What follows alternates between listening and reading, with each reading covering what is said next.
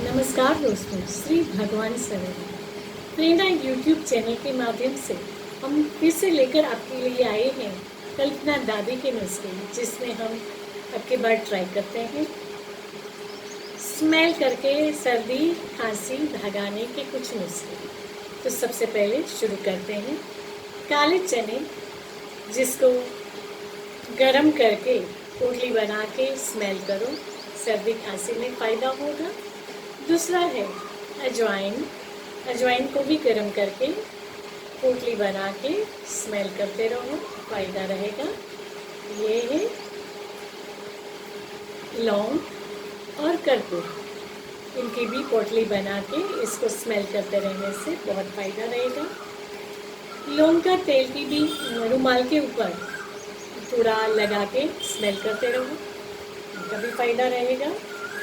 अभी थोड़ा चेंज करते हैं, ये सभी चीज़ों को चबा के खाने में थोड़ा कैसे फ़ायदा लिया जा सकता है वो देखते हैं।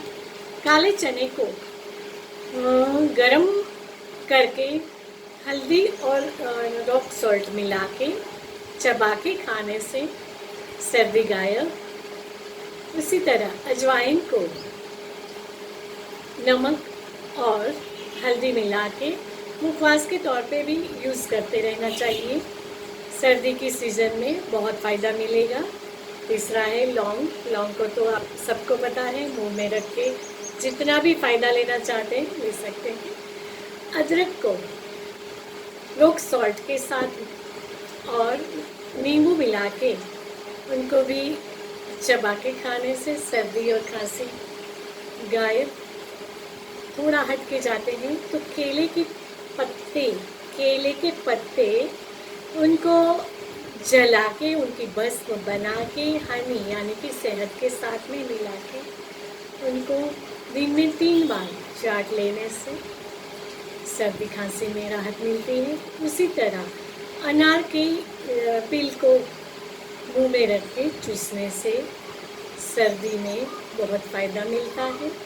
लहसुन की पेस्ट बना के उसे भी स्मेल करने से भी फ़ायदा मिलता है, और लहसुन अदरक और पुदीने की चटनी बना के उसे भी यूज़ करना है।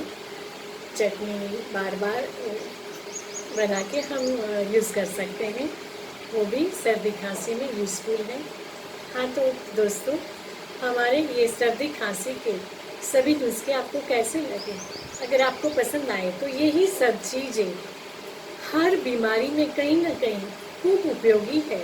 अगले एपिसोड में हम शायद वो भी देख सकते हैं कि और सारी बीमारियों में ये सारे नुस्खे कैसे काम आ सकते हैं। अगर आपको पसंद आए हैं तो इसे लाइक कीजिए, सब्सक्राइब कीजिए और शेयर कीजिए। धन्यवाद।